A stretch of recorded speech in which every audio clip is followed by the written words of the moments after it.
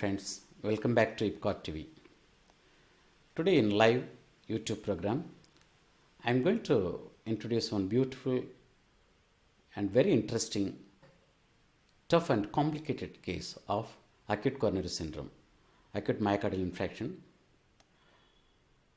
In acute myocardial infarction, 15% complications are expected due to heart failure, arrhythmia, comorbid conditions like previous renal failure. Those who are a heavy smoker, they may develop acute heart failure and arrhythmia in acute coronary syndrome. And how we manage this type of complication in cath lab. As I said before, 15 to 20% is very common and expected complications. These complicated and high comorbid conditions patients may die in the hospital or during the procedure or sometimes even after the procedure in the hospitalization. So very important is taking this care of high risk patients and saving their life is very important and crucial in high risk coronary interventions. As I said before, I am going to show this one very interesting case. A 57 years old man, but he had a history of hypertension only, 10 years history of hypertension, and he doesn't have diabetes, he is non-smoker, but he used to drink alcohol heavily. Heavily in the sense, almost daily 180 ml. He used to consume alcohol more than 40 years. 5 years back, he developed severe peripheral artery disease, particularly in the right limb, papillary artery level total occlusion. I treated this patient only by catheter-based treatment. I didn't put any stent in the papillary artery. After that, I prescribed him medications. He continued the medication 2 months. After that, he stopped completely all the medication. And except hypertensive drugs, he continued. All of a sudden, just 10 days back, he got acute coronary syndrome, acute myocardial infarction, that is called a heart attack. And he got admitted in the local hospital. There they are given thrombolytic drugs, TPA inhibitor, tissue plasminogen inhibitor, tenecteplase, and they have given all essential drugs followed by the thrombolytics. There, they observed for 24 hours. In the 24 hours, the ECG ST elevation not has come down. The ST elevation was persistent. The patient became hypotensive. After seeing that even MI, acute coronary syndrome, followed by thrombolytics, the patient develops hypertension if there is persistent ST elevation. If there is no regression in the ST segment in the ECG, the patients we can recognize, we can anticipate the patient may get into cardiogenic shock or arrhythmia followed by sudden cardiac death. That's very important. Then immediately after recognizing this risk, the local doctors shifted the patient to our hospital. I examined the patient. By the time patient reached my center, he was hypotensive, systolic pressure less than 80, and his ECG was persistently elevated in the chest leads. His MI is extensive anti-wall MI. Echocardiogram showed severe LV dysfunction. You can see, I will show you the ECG. This is the first ECG. When the patient come to my center, I took. There is persistent ST elevation in V1, V2, V3 and V4. There is some deep T wave also possible. So there is some possible, some flow in the left anterior descending artery that is called culprit vessel. But patient is hypertensive. The patient is having mild persistent discomfort in the chest. It was not relieved completely. Now I did all the basic investigations. the same day we are not able to take the patient to the cath lab because we have to assess their risk. And to the patient attendant, we have to explain the risk factors, the outcome of the treatment. Suppose most of the centers and most of the doctors, what they are doing immediately after seeing the patient and checking the LV function and taking the patient to cath lab and recanalize the vessel is not a good idea. So we have to assess the patient very carefully and comorbid conditions and the outcome of the result. Outcome is very important in the procedure because acute MI, myocardial edema, LV dysfunction. Sometimes if you open the culprit vessel, the vessel will get complete perfusion, but the tissue will not respond. The myocardial edema, myocardial injury sometimes takes 4 to 5 weeks. And if the area of the geopidus myocardium is large, the patient may collapse during the procedure or after the procedure. So the operator, we have to keep it in mind all the risk factors and outcome of the patient. Before the next day morning, we want to take the patient for catheterization, angiography. In this case, the upper ECG you can see, the lower ECG, before we shifted the patient to the cath lab, because we kept the patient the cath lab table. After connecting the ECG leads, we found sudden supraventricular tachycardia. You can see the heart rate almost 160 to 170, and there is again new ST elevation in the anterolateral leads, almost more than 5 to 7 millimeter ST elevation. Then by keeping the patient in the cath lab, I have given antiarrhythmic drugs, cardiodorone, amiodarone, that is called amiodarone molecule, 300 milligram bolus followed by infusion. Then within half an hour, the rhythm has come to sinus. By the time the heart rate was 95, between 95 to 100.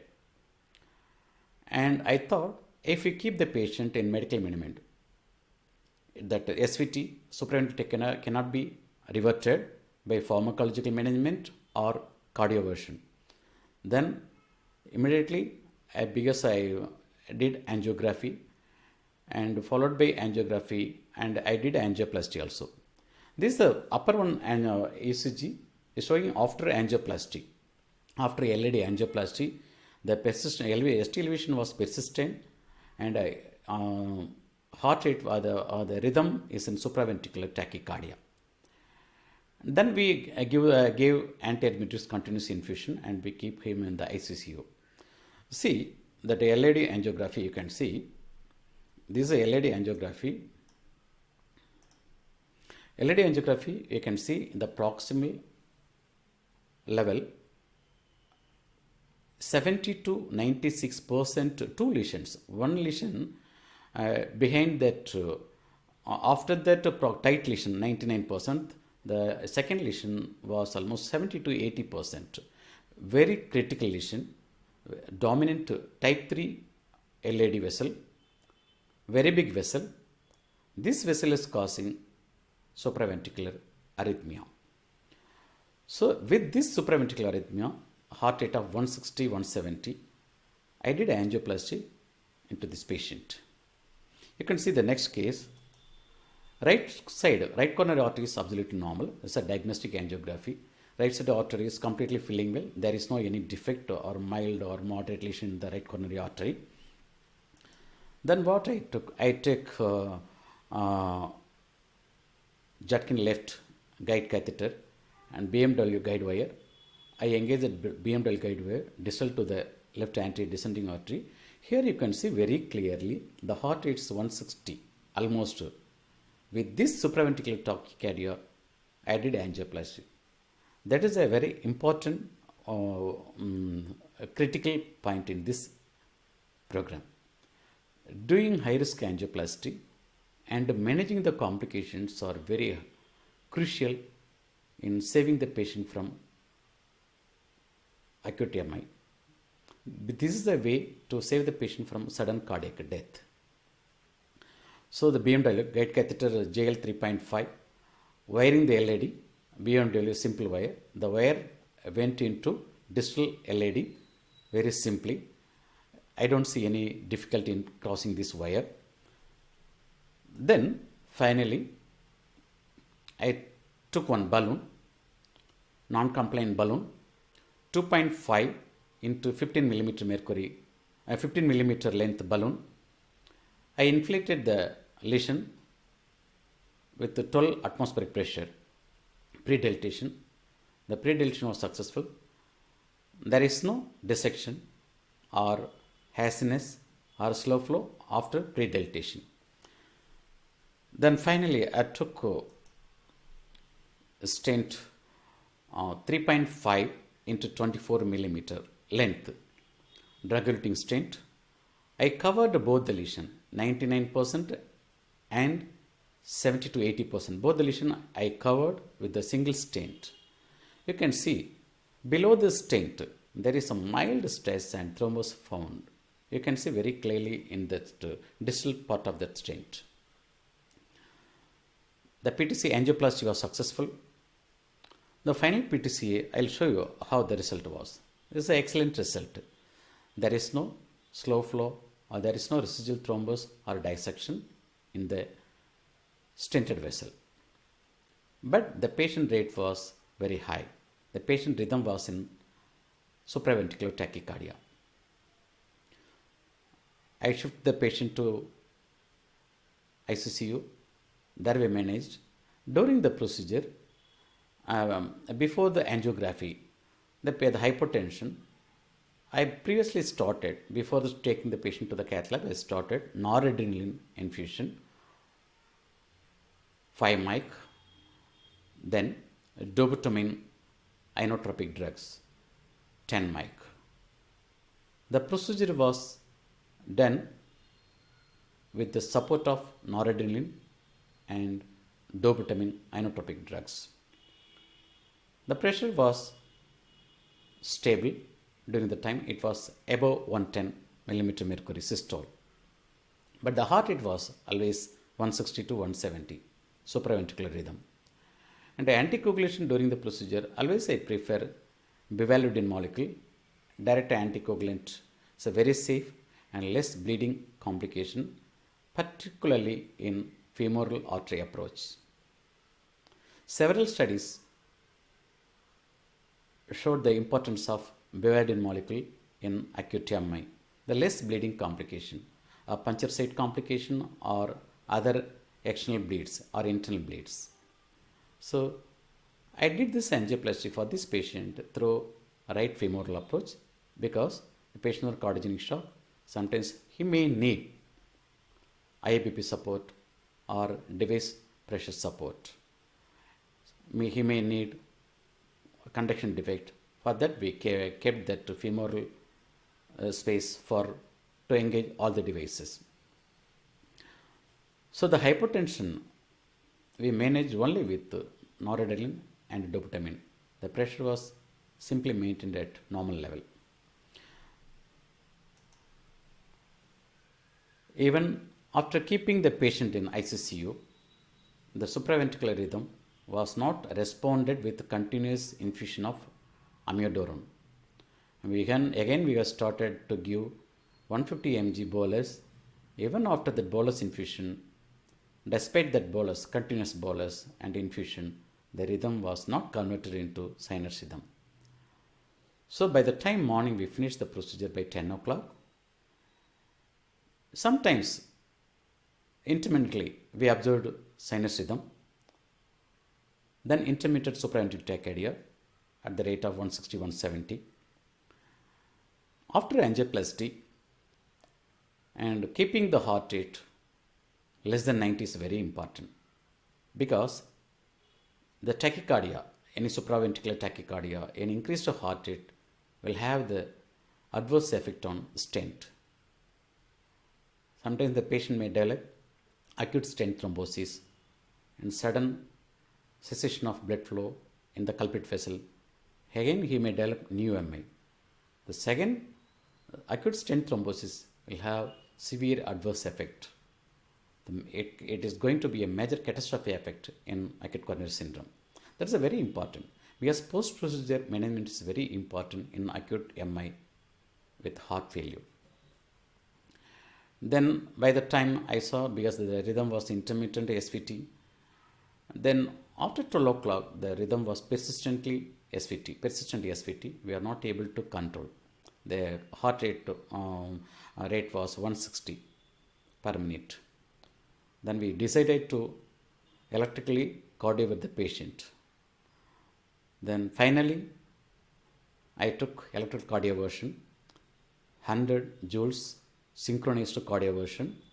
Before the cardioversion, I give midazolam 4 mg, fentanyl 100 microgram, and we have to wait for the 10-15 minutes and synchronize the defibrillator to ECG rhythm. Once the synchronicity is confirmed, we have to deliver the energy at 100 joules. Only with the first shock, the rhythm is converted into sinus rhythm. After the sinus rhythm, there is no SVT. One more thing, in acute MI,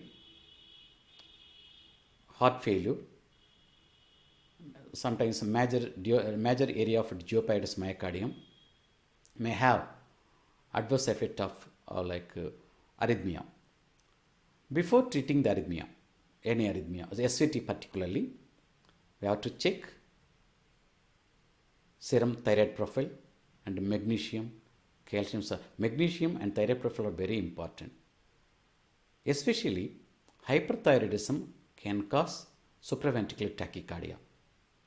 Same way, hypomagnesemia in acute coronary syndrome can cause supraventricular tachycardia as well as ventricular tachycardia. I checked his thyroid profile. His thyroid profile was very much normal and his magnesium was very low, lower than the expected normal range. Then we are given bolus injection of magnesium 2 gram IV, followed by infusion 2 gram, 6 hours infusion magnesium. So only with this magnesium infusion as well as one dose of DC cardioversion, the patient was completely converted into normal sinus rhythm, and we kept the patient in the ICU. Next 2 days, the rhythm was completely sinus. The patient was stable. The 3rd day, we discharged the patient to his home. So here, what the important point we need to understand? MI related, particularly high risk MI will have adverse effect. In order to get the best result, assessing the risk factors and anticipating the risk, anticipating the complications, and we need to prepare ourselves how to overcome the complications. Because complications in acute MI with heart failures, expected mortality is more than 30%. Sometimes even with the device support, pressure device support, IABP, Impella, any other device. The risk of acute renal failure and sepsis are very common. So decision making and technically using the expert skills, will the patient save the patient life. However, we are not able to prevent some percentage mortality in cardiogenic shock with acute coronary syndrome, because only one incident, one pathology, no one can save the patient from higher mortality. The one pathophysiology is myocardial apoptosis. Those who develop myocardial apoptosis in acute coronary syndrome, there is no chance for survival. So how can we assess myocardial apoptosis in acute coronary syndrome? We don't have any biological markers or immunological markers to assess myocardial apoptosis. Only based on the patient history. based on the patient medical history, patient current medical history, especially chronic renal failure, those who are recovered from cardiogenic shock previously from any sepsis, those who are recovered from acute renal failure, previous history of acute renal failure, those who are bedridden for, and those who are on ventilator for prolonged time, that type of patients will comes under very high risk in acute coronary syndrome. In those cases, we need to be careful and we need to counsel the patient attendants, the outcome of the procedure or outcome of the management. My dear friends, I think this case is going to be, I has given you very good information regarding this acute coronary syndrome, how we manage this patient. This patient was successfully discharged at the day of 5. Now he is doing well. Now the post-discharge, and now is the 15th day today. He is doing very well. His renal parameter, cardiac function is improved very well. From 35% EF to 50% improved. Because now, very critical in acute coronary syndrome, because here the important point I want to emphasize here, the critical in the management of high risk coronary intervention, we have to assess the patient carefully, additional risk factors, and the procedure should be very sharp, and there won't be any procedure related complications or device related complication. Maximum we try to reduce the maneuver of the devices, reduce the additional wires, additional balloon, and prolonging the procedure time. And we have to restrict the contrast volume during the procedure in high risk case, even though the kidney function is normal. So in spite of that, the kidney function, even suppose if we use more contrast in acute cardiogenic shock or hypertension with the LV failure, the chance of acute kidney injury is very high. So that's the reason we have to restrict the contrast volume, and proper anticoagulation is very important, and higher ACTLL also, higher bleeding, higher level of anticoagulation, and the poor anticoagulation will have adverse effect in the patient. So proper anticoagulation, timing of selective timing, and sometimes if you feel, because the radial procedure is not comfortable, in high risk case, I personally feel high risk cases, cardiogenic shock, everyone should prefer femoral approach. That is the easy approach. We can manipulate any devices through the femoral vein or femoral artery, left femoral or right femoral. So high risk condition, high risk cases, we have to prefer femoral approaches only, not radial approaches. And selection of anticoagulation, proper antiplatelets, and restricting the timing are very important. So thank you very much for watching Epcot TV. Thank you very much, friend. Subscribe Epcot TV. Thank you once again. We will meet again with one more live session. Thank you.